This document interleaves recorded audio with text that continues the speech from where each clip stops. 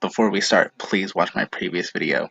The link will be in the description. One of the recurring themes of season 38 on Jeopardy was easy Final Jeopardy questions. There were a few during Matt Emilio's and Amy Schneider's reigns, the answers of which included Jaws, Malala, Africa, San Francisco, the Lusitania, Legally Blonde, and Van Gogh. The ones exclusive to me were Wizard of Oz and General George Armstrong Custer. The game Amy Schneider lost, she credited her girlfriend for her pop culture knowledge on Jeopardy. As Ken and Amy agreed, in order to do well on Jeopardy, you need to be young enough to know current pop culture. She answers, well, I'd been auditioning for years, and I said it's a good thing that I did not get on before I started dating my girlfriend. She's a bit younger than me and much cooler than me. So the reason I know anything about current day pop culture is all thanks to her. Ken comments, yeah, I've often said to really go long on Jeopardy, you need to be young enough to still know the pop charts, or I guess know someone who does. That's a good tip. The Final Jeopardy tonight sort of falls into that category, I think. On the 17th of February, there was a question that stumped the audience. Normally when the Jeopardy channel uploads the Final Jeopardy round, fans in the comments post the answer and sometimes how they figured out the answer. Tonight was not one of those nights. The Final Jeopardy category was long-running TV show characters. The question was, this character who has been on the air for more than 50 years is only 6.5 years old. I don't know, could you guess any TV character who's 6 in a show that's still ongoing? No, I knew it was a character from Sesame Street, except the only character I knew the age of was Elmo, who's 3. I also know Elmo didn't appear until 1981.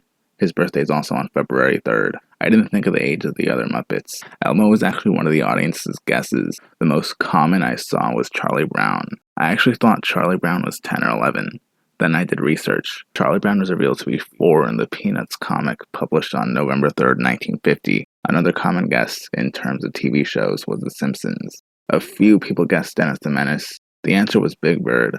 Such a variety of answers and very few Big Bird guesses. Big Bird being so tall, that would have never been my guess. I wonder what Emma Shiranto Almon would have guessed. Just because she appeared on Sesame Street at the age of 4 doesn't mean she would have known everything about it. Ken asks, did you meet any Muppets? She answers, I did. I got to meet Cookie Monster. Big Bird was just the nicest man ever.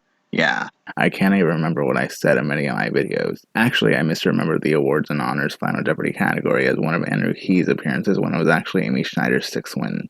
This would mean Emma's guess could have been just as good as any of ours. I also wonder how this would have been on Who Wants to Be a Millionaire.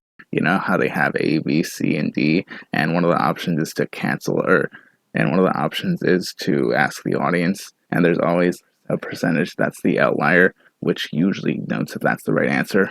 If this was one of the questions on Who Wants to Be a Millionaire, I really wonder how that would have turned out. Especially, I also wonder what other answers they could have come up with besides Big Bird. And of course, I wonder how high a percentage Big Bird would have gotten.